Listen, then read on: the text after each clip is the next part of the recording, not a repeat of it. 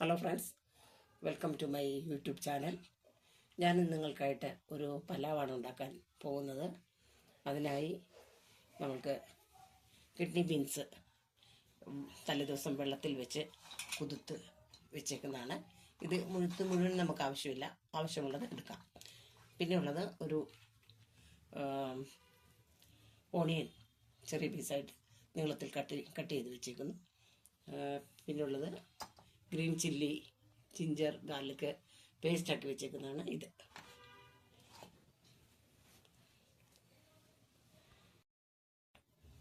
ആദ്യമായിട്ട് ഞാനിത് ഉണ്ടാക്കുന്ന ഒരു കുക്കറിലാണ്. ഇതിലേക്ക് കുറച്ച് എണ്ണ ഒഴിക്കാം.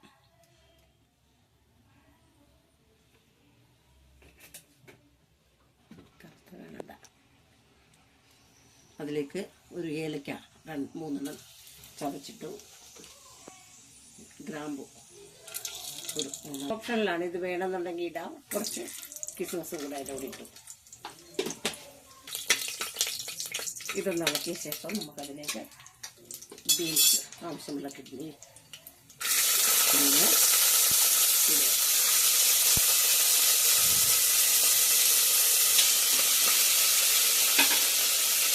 അതുപോലെ തന്നെ ഈ സവാള നീളത്തിലേക്ക് വെച്ചത് ഇടും.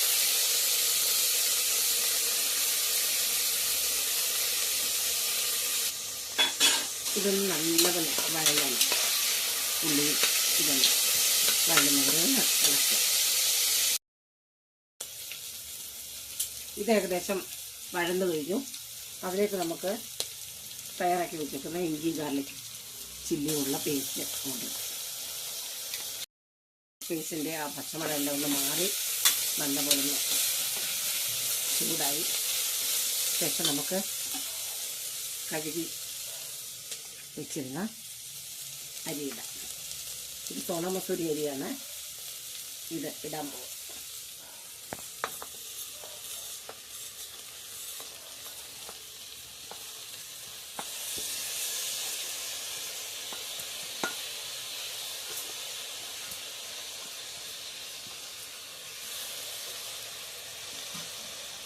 നല്ലപോലെ ഇതൊന്ന് ചൂടാകണം. അതുവരെ ഇളക്കുക. അതിലേക്ക് ഞാൻ കുറച്ച് നെയ്യ് ഒഴിക്കുക.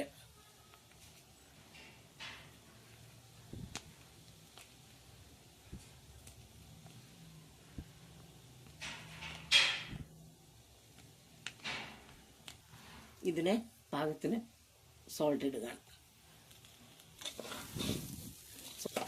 സോൾട്ട് ഇട്ട് നല്ലതായിട്ടൊന്ന് ഇളക്കിയ ശേഷം നമ്മളിതിലേക്ക് പാലാണ് ഒഴിക്കുന്നത്. ഇത് ഞാൻ എടുത്തിരിക്കുന്നത് ചെറിയ ഗ്ലാസ്സിന് 5 ഗ്ലാസ് അരിയാണ്. അപ്പോൾ അതിലേക്ക് 5 ഗ്ലാസ് തന്നെ വെള്ളം ഒഴിക്കണം. വെള്ളം ഒഴിക്കാം, അല്ലെങ്കിൽ പാലൊഴിക്കാം. തേങ്ങാപ്പാൽ വേണേലും ഒഴിക്കാം. തേങ്ങാപ്പാൽ ഒഴിച്ചാൽ നല്ല ടേസ്റ്റ് ആയിരിക്കും. ഞാനിപ്പോൾ ഇച്ചിരി കുറച്ച് പാലാണ് ഒഴിക്കുന്നത്. 5 ഗ്ലാസ് പാലാണ്.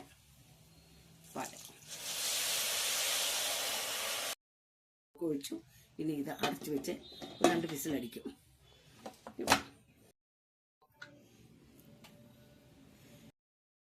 വിസിലിട്ടു. ഇനി നമുക്ക് ഒരു വിസിലടിച്ച് കുറച്ച് നേരം കൂടെ വെച്ചിട്ട് വാങ്ങാവുന്നതാണ്. ഹലോ ഫ്രണ്ട്സ്, അങ്ങനെ നമ്മുടെ പലാവ് റെഡി ആയിട്ടുണ്ട്. നമുക്ക് തുറന്ന് നോക്കാം. സെറ്റായിട്ടുണ്ട്. അത് നമുക്ക് ഒരു പാത്രത്തിലേക്കൊന്ന് സെർവ് ചെയ്ത് നോക്കാം. സെർവ് ചെയ്ത ശേഷമാണ് ഈ കാണുന്നത്. നല്ല ടേസ്റ്റിയാണ്. ഞാൻ ടേസ്റ്റ് ചെയ്ത് നോക്കി. നല്ല ടേസ്റ്റാണ്. എല്ലാവരും ഇത് ഉണ്ടാക്കി നോക്കുക. ശേഷം നന്നായി ഇഷ്ടപ്പെട്ടോ എന്നുള്ളത് കമൻ്റ് ഇടുക. ഓക്കെ, അടുത്ത വീഡിയോയുമായി ഉടനെ എത്താം.